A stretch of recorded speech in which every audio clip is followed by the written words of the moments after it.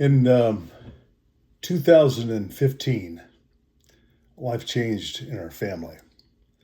My oldest daughter, Melody, was married to a young man by the name of Nick Clavier. They had four children, ages 4 to 9. Um, and I can remember this, it was a Saturday, it was the 24th of October of 2015. Uh, my wife, Dawn, and Melody, and then our youngest daughter, Sarah, made a trip to the Eastern Shore, actually over to Delaware, about 4 hour drive from here. And they were going to Dawn's oldest brother's retirement party as a chief of police. They had gotten there about 5 minutes away from there when they received a phone call from the state police. Nick had borrowed Dawn's car, and I'll talk about that car at another time, but borrowed Dawn's car. It was a 2015 Ford Explorer, brand new, and was taking the four kids to go fishing.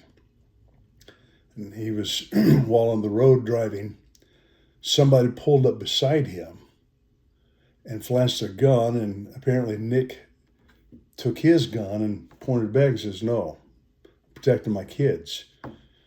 And then when he put it down, I won't go all the details, but when he put it down, the guy shot him in the head and killed him while he was driving and the four kids in the car. The car veered off the road into an embankment, through some woods, through a field, and then to the other side of the field and hit a tree. There was a church that they had wrecked in front of. Now, my understanding is there's some kind of a meeting that church would have one Saturday a month, and the Saturday before was supposed to be their week, but something happened and they changed the schedule and made it for that particular Saturday. One of them was an EMT, and so when it wrecked, Michaela, who was 9 years old and sitting in the front seat, got her siblings out of the vehicle and ran toward the church. The people there ran to take care of them and check on Nick. And the EMT was able to revive him until the EMT crew got there. They kept him on life support, and he lasted until the next day on Sunday. But what was miraculous out of all of that? There was several miracles that took place during that time. So much that happened. God was with my grandkids and took care of them. I'll go ahead and mention this part about the car. A week later, I went to go check on my wife's car. It was impounded. And the detective met me there and was talking with me. He said, "Now, the car, you're not going to want it back." And he said, "But I'm going to tell you that car saved your grandkids' lives." I said, "Saved their lives?" "Yeah, saved their lives." He said, the Explorer's got some kind of a mechanism in the computer that if it feels that it's out of control, that it'll start breaking different wheels to keep it upright. And he said that car saved your grandkids' lives. And when he said that, I remembered 7 months earlier in March, the end of March, somebody had run into my wife's car. She was driving one of those Toyota Scions, a boxy. It was a 2005.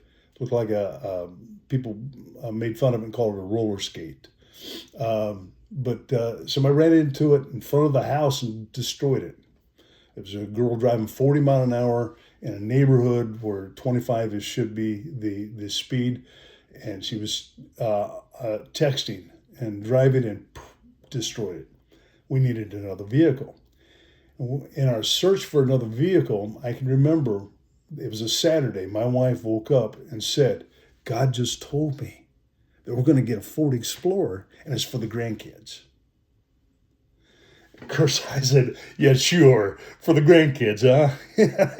I buy that one. I'm a believer now. It was for the grandkids. I don't know how. I don't know why.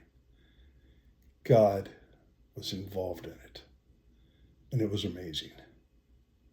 I'll share one more that goes with that. A month later, this is November. The week of Thanksgiving, it was rainy around here. And there was my daughter, Melody, lives at an end of the road. And the neighbor across the street from her, who was actually an attorney and was there with my grandkids, at the accident, trying to take care of them. Although that's a whole nother story. I don't want to get into that. But they were having a fence built. There were two guys that were building it, and it rained. My son-in-law Nick had been a contractor and had several raincoats. He was a big guy, 6'3". But he took the two raincoats over to the two guys that were working in the rain building this fence and said, "Here, these are my husband's. You guys use this and stay dry." So they thanked her, and they did. They worked all day, and then that evening when they were finished for the day, one of them, Gary, took the raincoats back to my daughter, Melody, but my youngest daughter, happened to be there and said, "You don't understand. She doesn't need them back. Her husband was killed last month." Well, Gary's father had been killed when he was about 11 years old, and he could relate. So he went to meet my daughter and offered to help do some things on the house in the yard.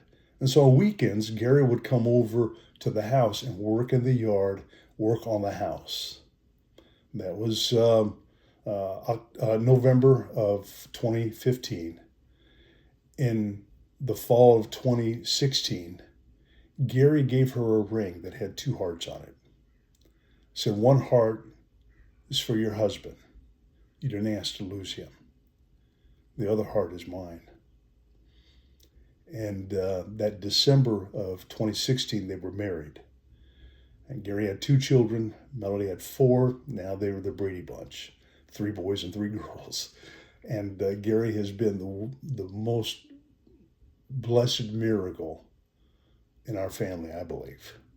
And we love him.